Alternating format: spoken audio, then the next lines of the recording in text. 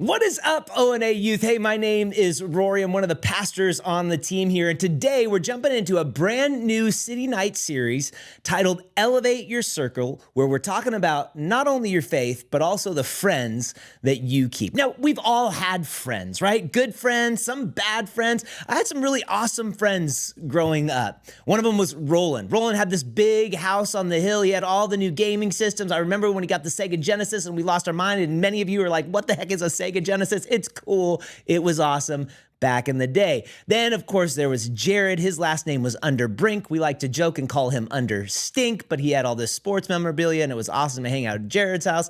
And then, of course, there was Putai. Other than having a really awesome name, he was like one of the funniest dudes ever. And then there was Joe.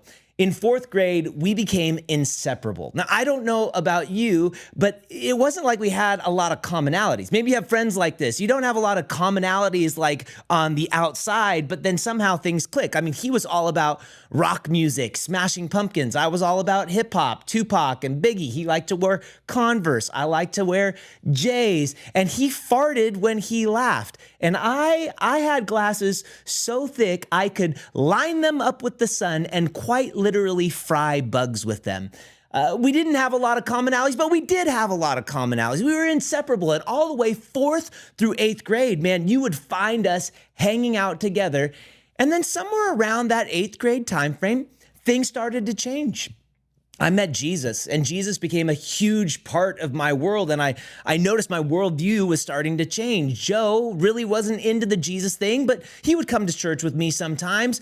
But over time, things were really starting to get difficult in Joe's life. He had some parental issues happen. He had an older brother that started introducing him to things like porn and alcohol. And by the middle of eighth grade, one beer had turned into every weekend, a lot of beers turned into his dad was a traveling salesman. So whenever he would leave, the house was open and these parties were starting. And it was getting a little awkward. It was getting a little uncomfortable. And again, Joe was not a bad person. He was just making unwise decisions.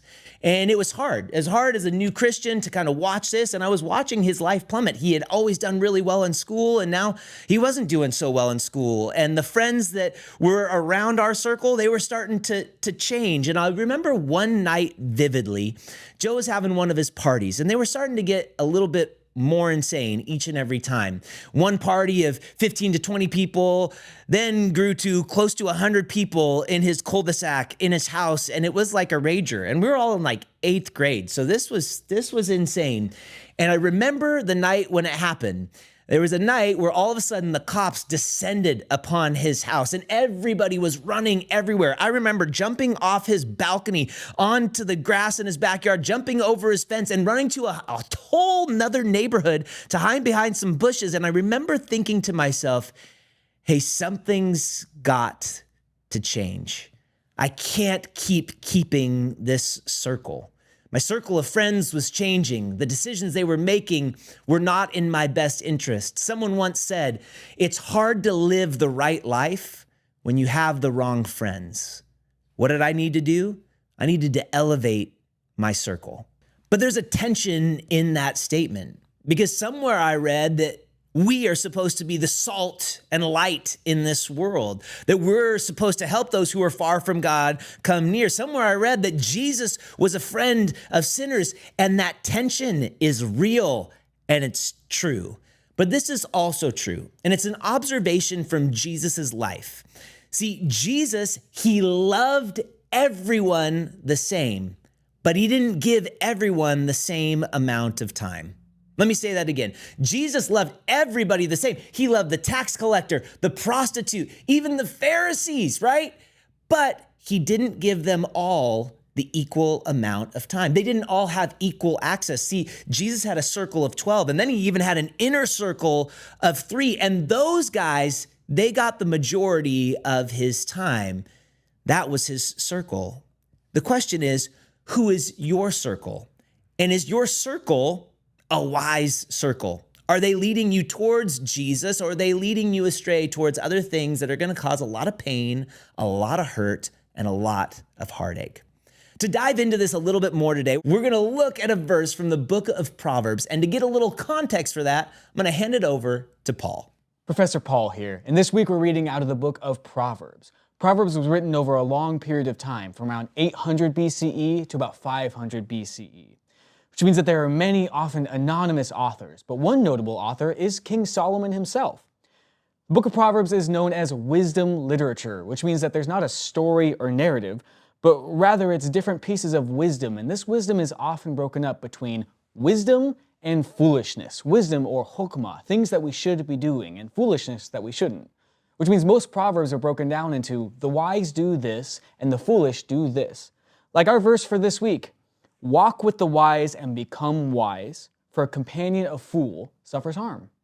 So as you can tell, there's a lot of wisdom packed into these Proverbs. And one of my favorite Proverbs is Proverbs chapter 13, verse 20. And it relates to this conversation about friends. It says this, it says, he who walks with the wise grows wise, but a companion of fools suffers harm. Let me say that again. He who walks with the wise grows wise, but a companion of fool, what do? They suffer harm. Let me give you a 21st century translation. And maybe you've heard a parent or a coach say this, but it's this: show me your friends and I will show you your future.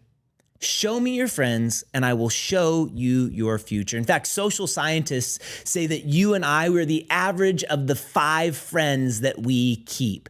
So let me ask you a question. Who are the friends that you keep? Who are your friends?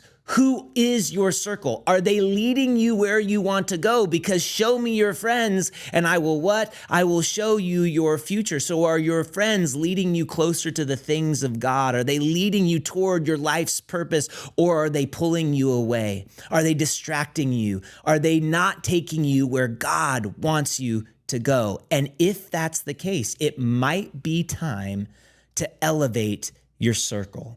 So what I want you to do right now is quite literally take a minute and I want you to write down the names of your 3 to 5 closest friends. Go ahead, do it right now. Who are those 5 closest friends? Again, for me growing up, it would have been Roland, it would have been Reggie, it would have been Putai, it would have been Jared, right? So who are your 5 closest friends? And then I want you to do a little heart analysis right here and right now. Are they helping you go where God wants you to go? Are they leading you in the path that's going to lead to life, or are they helping lead you in a path that leads towards destruction? I want you to walk with the wise. Show me your friends, and I will show you your future. It is really hard to live the right life with the wrong friends. So let's make some decisions over the course of these next 3 weeks that might actually change the trajectory of our entire life.